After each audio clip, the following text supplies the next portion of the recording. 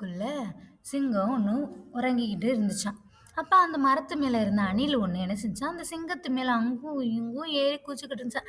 அதுக்கு என்னன்னா, காட்டுக்கே ராஜா, நம்ம அது மேலே ஏறி குதிக்கிறோன்னு ஒரு சந்தோஷம். அப்போ திடீர்னு பார்த்தா பின்னாடி ஒரு ஓநாய் கூட்டம் வரவும் இந்த சிங்கம் என்ன செஞ்சான், டக்குன்னு எட்டி மிதிச்சு ஓநாயை பறக்க விட்டுருச்சான். அதை பார்த்து அணிலுக்கு பக்குன்னு இருந்துச்சான். ஒரே ஓட்டமாக அந்த அணில் என்ன செஞ்சான், ஓடி போய் மரத்து மேலே உட்காந்துக்கிடுச்சான். மரத்து மேல உட்காந்துக்கிட்டு சிங்கத்த பார்த்து கேட்டுச்சான், "சிங்கராஜா, சிங்கராஜா, இவ்ளோ நேரம் நான் உங்க மேல ஏறி குதிச்சு அங்கும் இங்கும் ஓடிட்டு திரிஞ்சேனே! அப்பலாம் நீங்க எந்திரிக்கல. நரி வந்தது எனக்கே தெரியாது. நீங்க எப்படி சிங்கராஜா தாக்க வர்றத பார்த்தீங்க?" அப்படி சொல்லும்போது, இந்த சிங்கம் சொல்லுச்சான், "நான் ஒண்ணும் தூங்கல.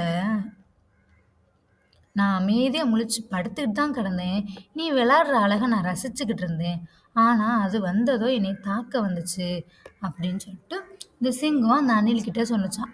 இதே மாரி தான் சில மனிதர்கள் என்ன செய்வாங்கன்னா, அவங்க அசர்ற நேரம் பார்த்து தான் அவங்கள நம்ம தாழ்த்தணும், கீழ தள்ளி விடணும், அவங்க முயற்சிய தடுக்கணும் அப்படிங்கிற நெறையா முயற்சி எடுப்பாங்க.